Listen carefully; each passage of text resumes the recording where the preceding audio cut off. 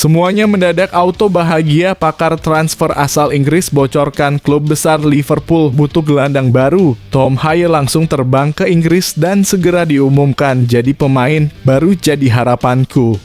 Di sisi lain ini kabar terbaru terkait dengannya. Simak baik-baik.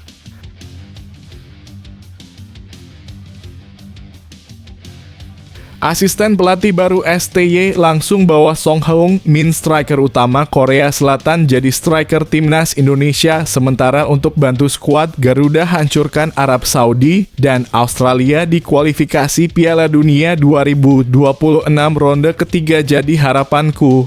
Di sisi lain ada pernyataan Ketua Umum PSSI soal asisten baru STY ini. Simak berita selengkapnya hanya di sini.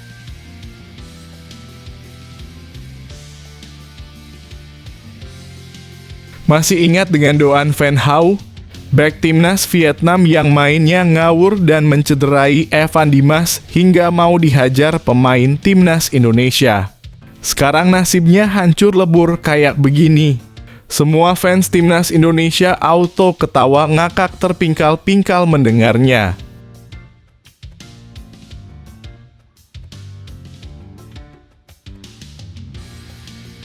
Semuanya berkat Shin Tae-yong, timnas Belanda tiba di Jakarta, Indonesia dengan kekuatan super penuh untuk melawan timnas Indonesia jadi harapanku.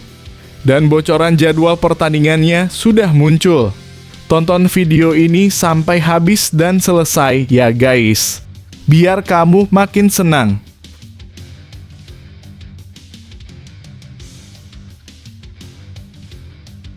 Kemajuan pesat sepak bola Indonesia semakin menyala. PT LIB gandeng konsultan sepak bola asal Barcelona demi tingkatkan kualitas liga.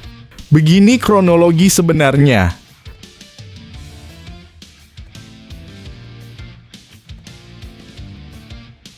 Supporter Malaysia demo besar-besaran dan bakar kantor Federasi Sepak Bola Malaysia karena kini prestasinya hancur lebur di bawah timnas Indonesia jadi perkiraanku.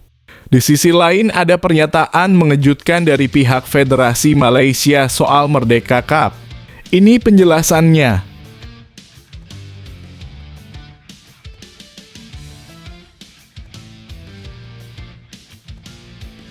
Hahaha, Bung Towel dan Anjas Asmara auto nangis kelenjotan kejang melihat ini. Piala AFF turnamen sampah abal-abal, banyak mafia bola jelas dianggap gak penting oleh Erick Thohir. Bahkan, ia berani lakukan hal ini. Apakah yang dimaksudkan? Ini info selengkapnya.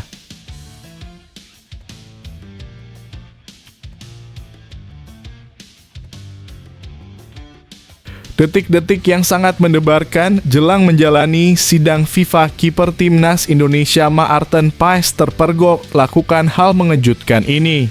Tampak senyumnya sangat lebar dan bahagia. Pertanda menangkan gugatan. Ini berita selengkapnya.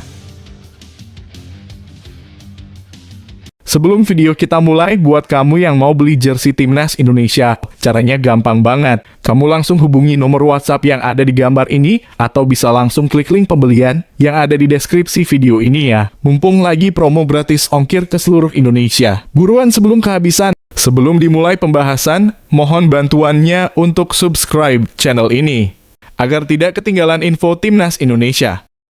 Semuanya mendadak auto bahagia. Pakar transfer asal Inggris bocorkan klub besar Liverpool butuh gelandang baru. Tom Haye langsung terbang ke Inggris dan segera diumumkan jadi pemain baru jadi harapanku.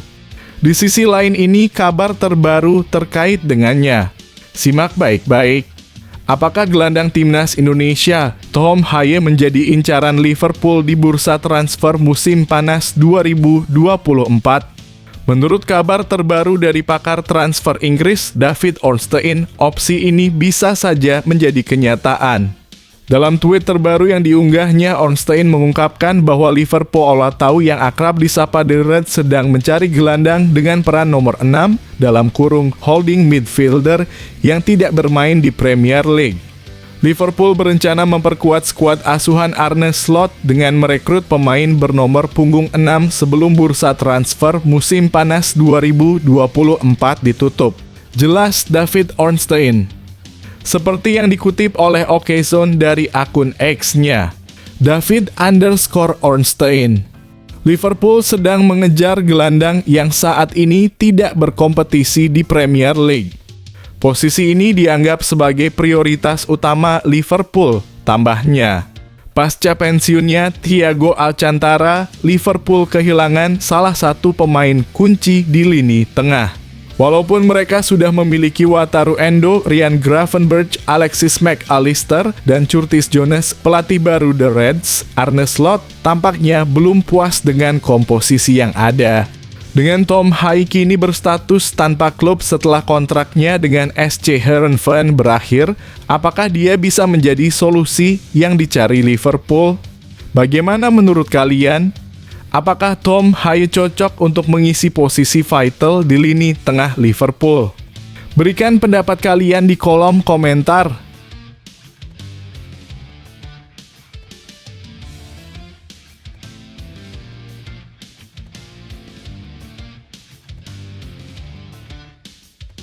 Asisten pelatih baru STY langsung bawa Song Heung-min, striker utama Korea Selatan, jadi striker timnas Indonesia, sementara untuk bantu skuad Garuda hancurkan Arab Saudi dan Australia di kualifikasi Piala Dunia 2026 ronde ketiga jadi harapanku. Di sisi lain ada pernyataan Ketua Umum PSSI soal asisten baru STY ini. Simak berita selengkapnya hanya di sini. Ketua Umum PSSI Erick Thohir baru-baru ini menjelaskan alasan dibalik perekrutan Yeom Ki-hun sebagai asisten pelatih Shin Tae-yong dalam upaya memperkuat timnas Indonesia. Menurut Erick, penambahan Yeom bertujuan untuk mengatasi salah satu kelemahan utama tim, kemampuan mengkonversi peluang menjadi gol yang masih kurang maksimal. Untuk memperkuat timnas, kita perlu memperkuat seluruh aspek, mulai dari tim medis hingga pelatih. Salah satu kelemahan yang kita alami, terutama saat melawan Irak, adalah ketidakmampuan mencetak gol meski banyak peluang, sementara kita kebobolan 2 kali, ujar Erick di Jakarta. Oleh karena itu, kami ingin meningkatkan kualitas kiper dan striker dengan menambah pelatih yang lebih baik. Pelatih kiper sudah bagus, sekarang STY dalam kurung Shin Tae-yong menambah pelatih khusus untuk lini depan. Penunjukan Yeom Ki-hun sebagai asisten pelatih ini sejalan dengan persiapan timnas Indonesia menjelang putaran ketiga kualifikasi Piala Dunia 2026 yang akan dimulai pada September mendatang. Tim Merah Putih akan berada di grup C bersama Jepang, Australia, Arab Saudi, Bahrain, dan Cina. Jadwal pertandingan pertama Indonesia adalah melawan Arab Saudi pada 6 September di Riyadh, diikuti dengan laga kandang melawan Australia pada 10 September di Stadion Utama Gelora Bung Karno, Jakarta. Yeom Ki-hun yang merupakan mantan pemain timnas Korea Selatan dari 2006 hingga 2018 memiliki pengalaman berharga dengan 57 caps dan 5 gol. Sebelumnya, ia juga melatih Suwon FC dan dikenal sebagai salah satu pilihan Shin Tae-yong sebagai winger saat Shin melatih timnas Korea Selatan pada 2017 hingga 2018. Apa pendapat kalian tentang keputusan PSSI ini? Apakah Yeom Ki-hun dapat membawa perubahan positif bagi timnas Indonesia? Berikan komentar dan pendapat kalian di bawah.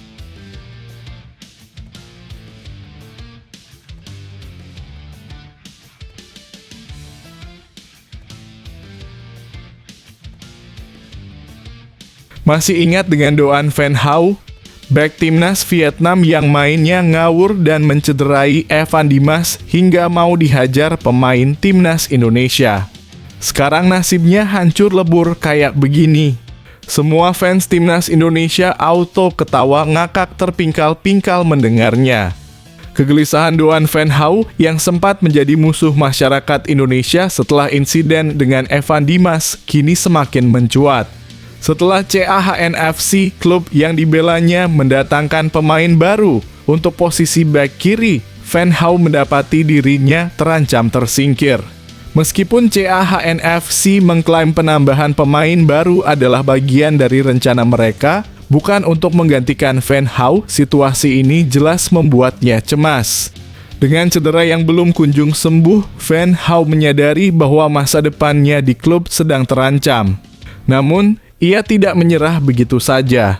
Sebagai langkah awal untuk menyelamatkan kariernya, Van Hau berusaha mencari dukungan dari pelatih timnas Vietnam, Kim Sang-sik.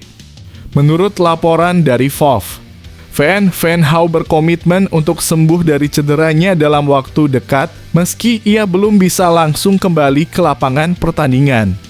Pelatih Kim Sang-sik mendapat kabar baik dari Doan Van Hau, lapor Soha.vn. Pemain CAHN itu akan mulai berlatih sepak bola bulan ini dan mungkin akan segera kembali ke lapangan. VOV. Van juga menambahkan bahwa jika proses pemulihan berjalan dengan baik, Van Hau berpotensi tampil lagi di Liga Vietnam 2024/2025. Namun setelah hampir 1 tahun terjebak dengan cedera, masih ada ketidakpastian mengenai kapan ia akan benar-benar pulih sepenuhnya. Bagaimana menurut kalian tentang situasi Doan Van Hau?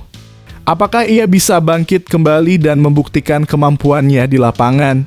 Berikan komentar dan pendapat kalian di bawah ini.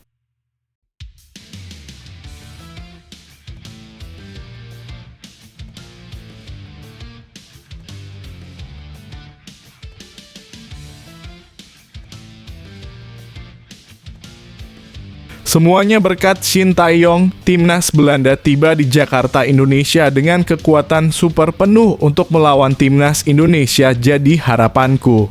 Dan bocoran jadwal pertandingannya sudah muncul. Tonton video ini sampai habis dan selesai ya guys. Biar kamu makin senang. Pengamat sepak bola Roni Pangemanan baru-baru ini mendapatkan bocoran mengenai jadwal pertandingan uji coba yang sangat dinantikan antara timnas Indonesia dan Belanda. Informasi ini mencuat setelah Ketua Umum PSSI, Erick Thohir, melakukan pertemuan dengan Duta Besar Kerajaan Belanda untuk Republik Indonesia, Lambert Grins. Dalam pertemuan tersebut, mereka membahas kemungkinan kerjasama antara kedua negara, terutama di bidang energi dan pangan. Menanggapi rencana uji coba ini, Bung Ropan mengungkapkan bahwa pertandingan tersebut kemungkinan baru akan digelar pada tahun depan. Ini tahun depan, Pak Ketua. Dia mengiyakan dan diupayakan tahun depan, kata Bung Ropan, seperti yang dikutip dari akun YouTube-nya. Sayangnya laga uji coba ini tidak dapat dilaksanakan pada 2024 karena jadwal pada timnas Indonesia hingga akhir tahun. Pada bulan September mendatang, Jay Itzes dan kawan-kawan akan memulai perjuangan mereka di putaran ketiga kualifikasi Piala Dunia 2026 zona Asia. Bagaimana menurut kalian? Apakah kalian antusias menantikan uji coba melawan Belanda? Bagikan pendapat kalian di kolom komentar.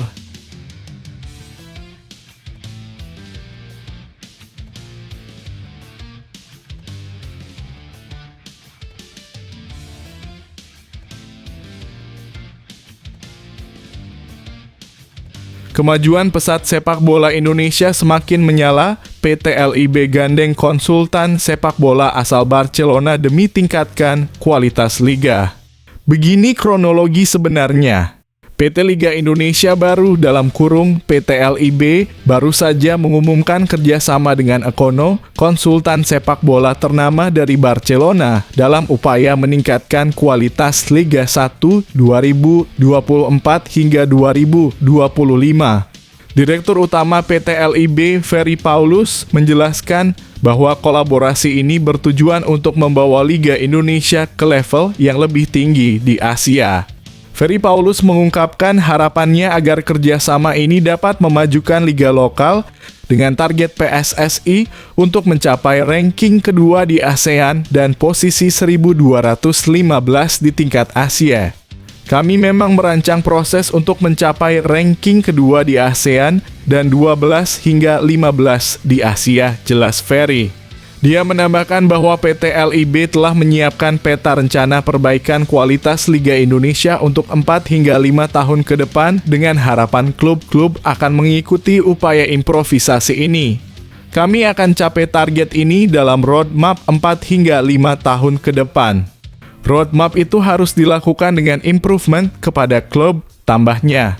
Salah satu aspek penting dalam rencana ini adalah kerjasama dengan Ekono, yang dikenal sebagai konsultan pembinaan pemain usia muda dan telah bekerja dengan klien-klien ternama seperti Barcelona, Federasi Sepak Bola Jepang JFA, dan Federasi Sepak Bola Thailand FAT. Untuk musim ini, kami juga bekerja sama dengan Ekono untuk Elite Pro Academy, salah satu badan konsultan terkenal di bidang grassroots, kata Ferry.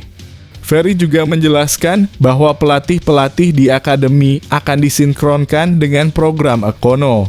Namun, ia menekankan bahwa pencapaian target-target ini tidak akan terjadi secara instan. Target-target yang kami canangkan tidak bisa dicapai dalam waktu singkat. Proses ini tentu membutuhkan waktu dan kami berharap proses ini bisa berjalan lebih baik sehingga kita bisa melihat improvement di tahun-tahun mendatang, tutup Ferry Paulus. Bagaimana menurut kalian tentang langkah PT LIB dan kerjasama ini? Apakah kalian optimis bahwa Liga Indonesia bisa mencapai target yang ditetapkan? Bagikan pendapat kalian di kolom komentar.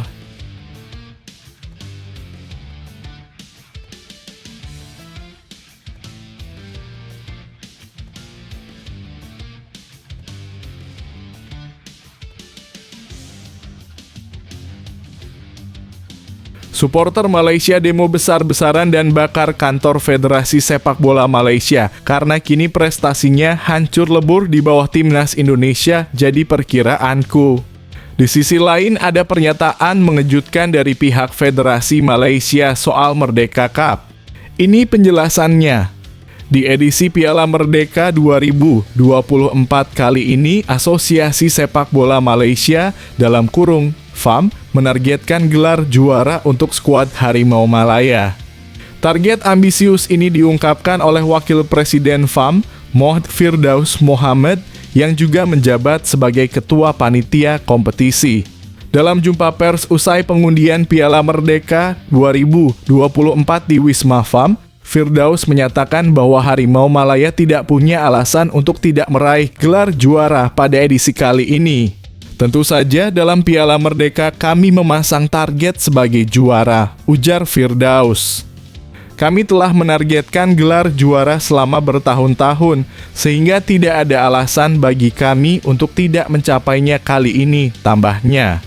Sekjen FAM, Datuk Nur Asman Rahman, juga menegaskan komitmen Malaysia untuk menurunkan skuad terkuatnya. Sebagai informasi, Paul Marty baru kembali 2 hari lalu dari liburan di Spanyol, kata Asman, dikutip dari baharian.com.my oleh superball.id. Dia telah mengadakan pertemuan dengan staf kepelatihannya. Nanti dia akan membuat pernyataan resmi. Insya Allah kami akan menyiapkan skuad terbaik. Saat ini timnas Malaysia berada di peringkat 134 dunia dengan 1107,58 poin. Sebagai perbandingan, Tajikistan, Lebanon, dan Filipina menempati posisi 103, 116, dan 147 dunia secara berturut-turut. Apa pendapat kalian tentang target ambisius FAM dan persiapan tim Malaysia untuk Piala Merdeka 2024? Apakah Harimau Malaya bisa memenuhi ekspektasi tersebut? Bagikan pandangan kalian di kolom komentar.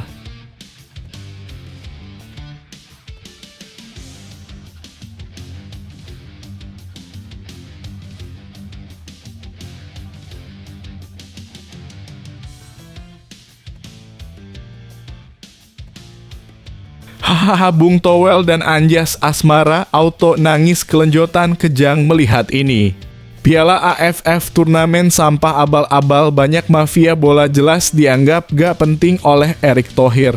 Bahkan, ia berani lakukan hal ini. Apakah yang dimaksudkan? Ini info selengkapnya. Ketua Umum PSSI, Erick Thohir, memastikan bahwa Liga 1 2024-2025 akan tetap berjalan meski Timnas Indonesia berpartisipasi dalam Piala AFF 2024 yang berlangsung dari 9 Desember hingga 4 Januari 2025. Kesepakatan dengan liga dan klub memiliki payung aturannya. Semua klub dan pelatih telah menandatangani perjanjian yang menyatakan bahwa ketika timnas dipanggil, pemain harus dilepas, kata Erick Thohir. Namun kami harus mempertimbangkan keseimbangan, jadi kami telah menyusun kalender yang disepakati untuk 3 tahun ke depan. Untuk timnas senior, sudah ada jadwal besar seperti kualifikasi Piala Dunia 2026 putaran ketiga, di mana Liga akan berhenti 4 hari sebelumnya. Namun untuk Piala AFF, Liga tidak akan berhenti. Untuk Piala AFF, Liga tetap berlanjut. Tapi untuk SEA Games, Liga akan berhenti. Untuk Timnas U-Strip 17, klub perlu menghargai kesempatan ketika pemainnya bermain melawan negara besar. Begitu juga untuk U-Strip 19, kapan lagi pemain muda bisa menghadapi Korea Selatan atau bermain di Toulon, Prancis melawan tim besar, tambah Erick. Di Piala AFF 2024, Timnas Indonesia tergabung di grup B bersama Vietnam, Filipina, Myanmar, dan Laos. Laga perdana Garuda adalah melawan Myanmar pada 10 Desember. Intinya, kita harus saling mengisi.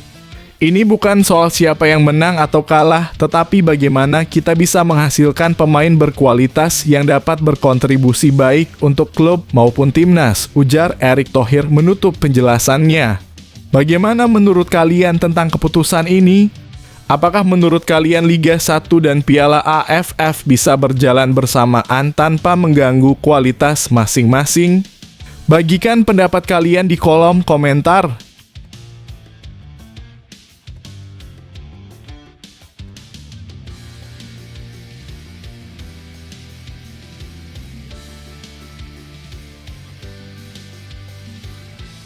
Detik-detik yang sangat mendebarkan jelang menjalani sidang FIFA, kiper Timnas Indonesia Maarten Paes terpergok lakukan hal mengejutkan ini.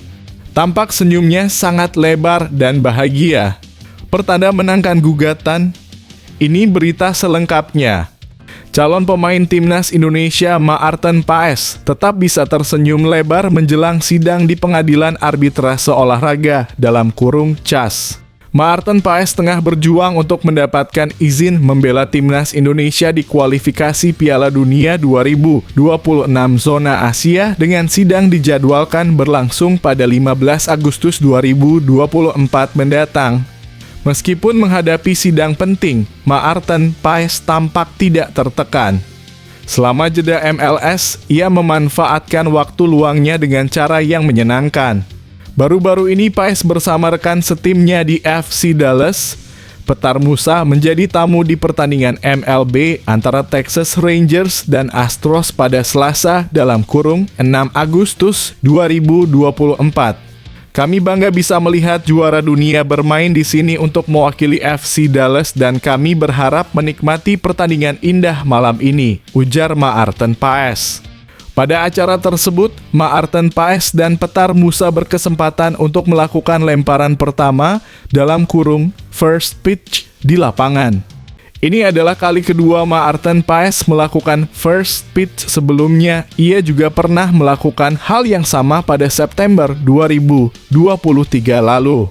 Bagaimana menurut kalian tentang kesiapan Maarten Paes dalam menghadapi sidang CAS? Apakah menurut kalian ia akan berhasil mendapatkan izin untuk bergabung dengan Timnas Indonesia? Bagikan pendapat kalian di kolom komentar.